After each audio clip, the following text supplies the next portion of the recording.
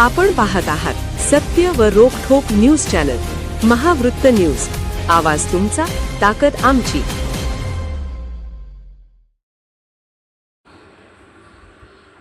सांगलीत एलसीबीची धडक कारवाई, घरफोडी करणारे 4 अट्टल चोरटे जेरबंद, 3.5 लाखाचा मुद्देमाल हस्तगत। सांगली जिल्हा पोलीस अधीक्षक तुषार दोशी व अपर पोलीस अधीक्षक कल्पना बारवकर यांच्या मार्गदर्शनाखाली स्थानिक गुन्हे अन्वेषण शाखेने एका मोठ्या घरफोडीचा पर्दाफाश केला आहे। विकास कॉलनी वारणाली येथील बंद घर फोडून सोन्याचे दागिने आणि रोख रक्कम पळवणाऱ्या 4 आरोपींना पोलिसांनी अटक केली असून त्यांच्याकडून 3,30,200 रुपयांचा मुद्देमाल हस्तगत केलाय।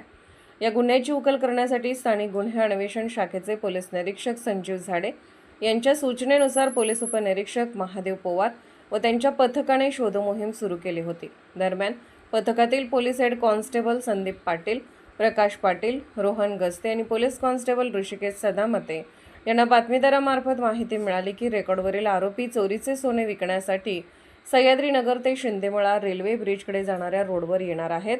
या माहितीच्या आधारे पोलीस उपनिरीक्षक Mahadev Pawar, police head constable Atul Mane, Amol Aidale, police naik Shridhar Bagdi, police constable Sanket Kanade, Abhijit Malkar, Vinayak Sandhi, Rohan Dhaste, Suraj Thorat, Satish Aldar, Karan Pardeshi, Vijay Patankar, captain Gundwade, Imran Mahalkari तसेच सायबर पोलीस ठाणे सांगली येथील कर्मचाऱ्यांच्या पथकाने सापळा रचून संशयित आरोपी सुदर्शन सुनील यादव वय 23, सार्थक सुनील सुतार वय 20 आणि मुनीब उर्फ बाब्या मुस्ताक भाटकर वय 21 यांना ताब्यात घेतले।